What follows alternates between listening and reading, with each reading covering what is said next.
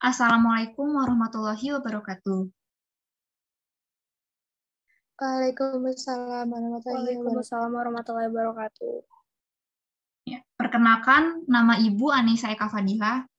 Kalian bisa memanggil Ibu dengan Bu Anissa. Pada hari ini, Ibu akan mengajarkan kalian mengenai materi statistika. Sebelum kita memulai materi statistika tersebut, alangkah baiknya kita membacakan doa terlebih dahulu. Pembacaan doa akan dipimpin oleh Aisyah Logistika.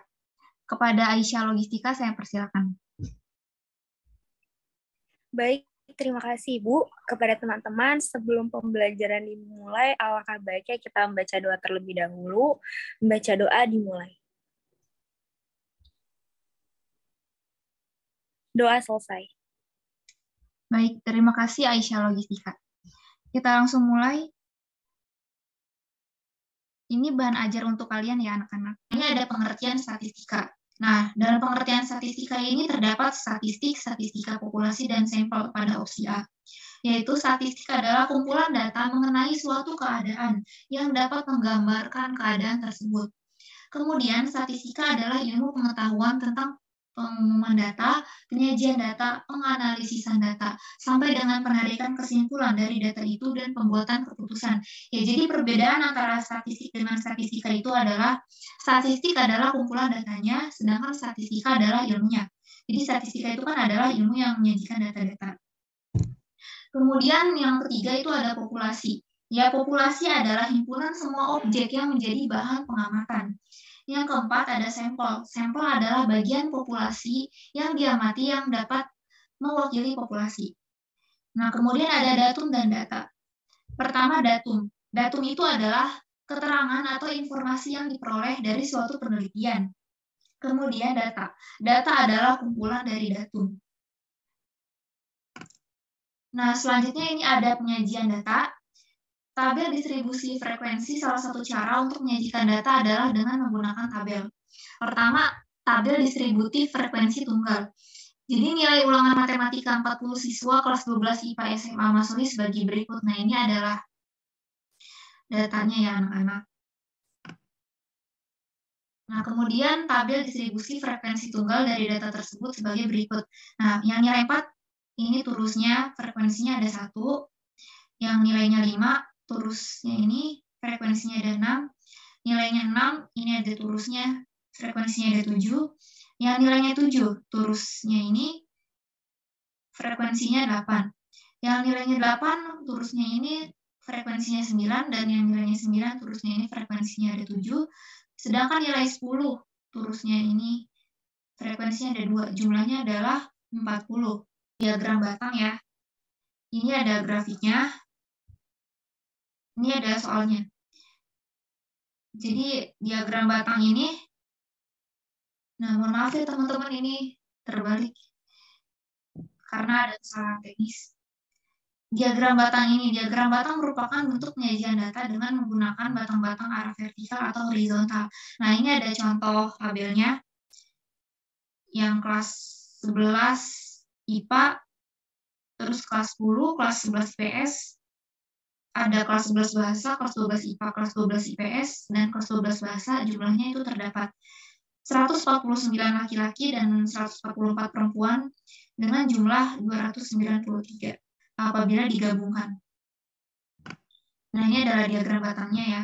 Jadi yang buram ini untuk laki-laki, yang cerah adalah untuk perempuan. Kemudian ada diagram garis.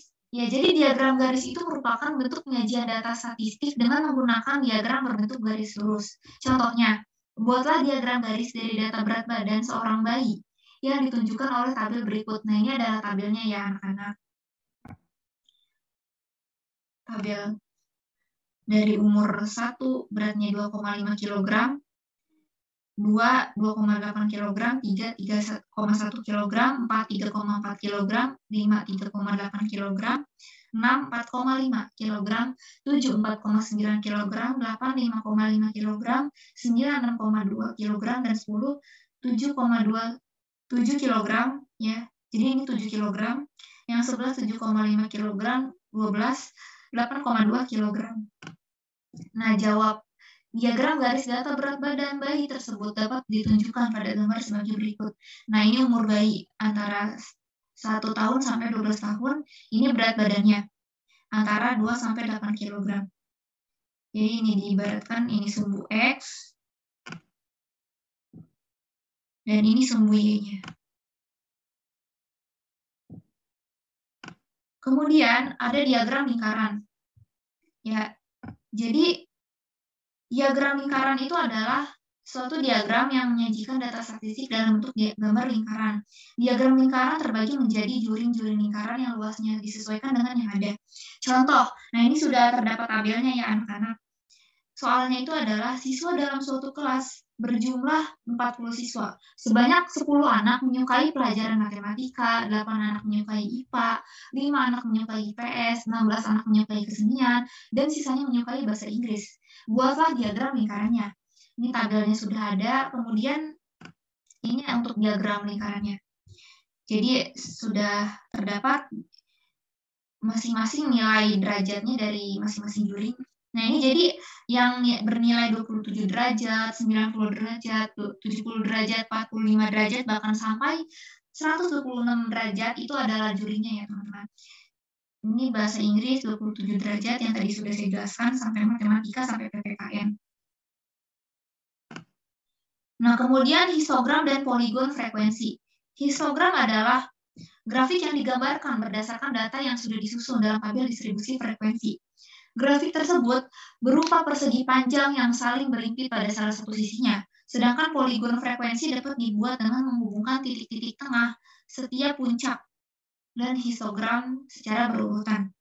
Ini contohnya. Soalnya adalah nilai ulangan matematika 40 siswa 12 IPA sebagai berikut. Nah, ini tabelnya bisa dilihat. Ini susunlah dalam bentuk histogram dan poligon frekuensi. Nah, ini jawabannya sudah ada. Ini adalah histogram dan ini adalah poligon. Jadi bedanya histogram dengan poligon itu, kalau histogram itu hanya diagram batangnya saja, sedangkan poligon adalah diagram batang plus diagram grafik yang terdapat di atas diagram batang tersebut. Kemudian ada OGIF. Ya, OGIF itu merupakan grafik yang menunjukkan frekuensi kumulatif kurang dari atau frekuensi kumulatif lebih dari. Ya, jadi kumulatif itu adalah nilai gabungan ya anak-anak. OGIF positif diperoleh dari daftar distribusi frekuensi kumulatif kurang dari, sedangkan OGIF negatif diperoleh dari daftar distribusi frekuensi lebih dari. Contoh, tabel nilai dari 80 siswa kelas 12 IPA disajikan sebagai berikut. Nah, ini adalah tabelnya. Bisa dilihat, susunan dalam bentuk OGIF positif dan OGIF negatif. Nah, ini adalah OGIF positif dan ini adalah OGIF negatifnya ya, anak-anak. Ya, baik. Sebelum kita latihan soal, sampai materi sini ada yang ingin ditanyakan? Ibu, saya mau nanya. Ya, dipersilakan, Maharani Nabila. Bedanya histogram sama poligon apa ya, Bu? Ya, baik.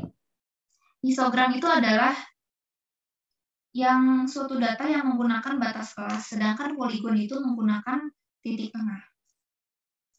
Begitu, Maharani Nabila. Terima kasih, Bu.